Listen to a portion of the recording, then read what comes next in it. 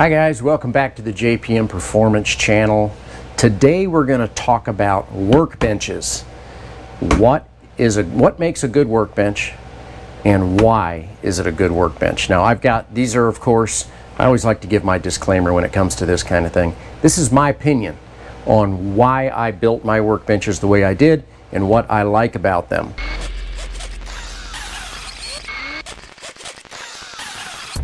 This one here is the one that sits under my mezzanine that I assemble all of my engines on. So you can see that it's had some use, right? You can see some stains. However, this is very easily cleanable.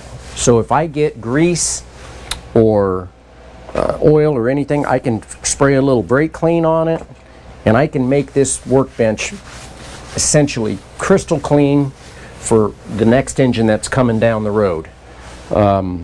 So I love a stainless steel top, one that comes up the back, as you can see this one does. Now I keep a lot of assembly tools on the back of this bench, but one that comes up the back and also one that folds down in the front like this. So it just keeps the bench nice and clean. So that is the first thing that I really is a must-have for me. The second thing is the stability of the bench. If your bench is not stable and is constantly rocking, like I can't move this bench because it is braced really well underneath and it is also attached to the wall. So that makes this, whenever I'm moving, there's nothing worse than when you're trying to work on a project and the whole bench is moving, and then all of a sudden all of this stuff's rocking around, the whole bench is shaking. I can do a lot of beating and banging on this and nothing moves. So that is my second thing that I really think is very important for a good bench. Also, utilize the space that you have. Make it as big as you can, because you always need a little extra room. You can have too little room. It's like a deck on the back of your house. It can be too small, but it can't be too big. So make it as big as you can, make it as deep as you can. But the main third thing is the height of your bench. So something I've learned over the years. So you can see that this bench hits me right about in the bottom of my pocket here.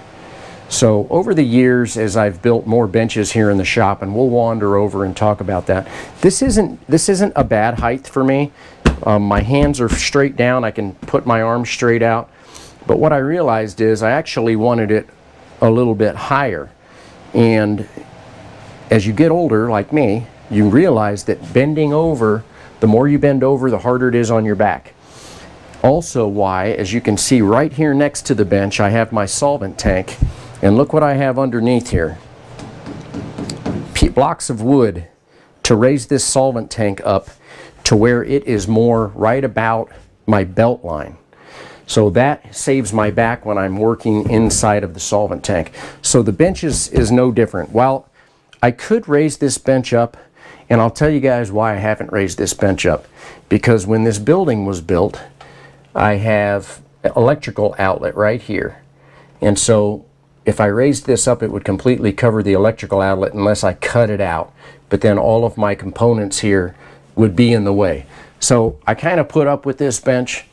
But what I want to show you guys is after I finished this bench and I made the other benches in the shop, I made them at a different height in a slightly different design as well. So these benches are more like what you would probably see in a regular shop. And the design of this bench is actually superior to that one. And the reason being, and you're going to want to take a look underneath, the bracing goes down to the floor here, which supports the front side of the bench. And then the back part of the bench is, of course, screwed into the studs in the back.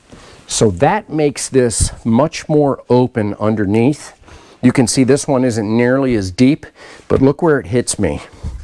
Just above my belt. So when I'm working on something right here, I don't have to bend over at all. So you can see I've still got my stainless steel, not as big of a lip in the back, But the other thing that a bend does, especially in the back of your bench top here, is it makes it stronger. So whenever you have a 90-degree angle, it makes the whole thing stronger. But a good stainless top and a really good height. So this is the height that I really like. And who knows, maybe someday I'll remake a new bench over there and make it this height as well, so I don't have to bend over so much. But those are the tips that I would suggest if you're making your own bench. Get out there and make your custom bench that works for you in your shop, and you'll be much happier building a bench that's custom than you will trying to buy something that's expensive, doesn't fit in the right spot, and in the end won't be nearly as well built. Thanks for watching, guys. Have a great rest of your week. See you soon.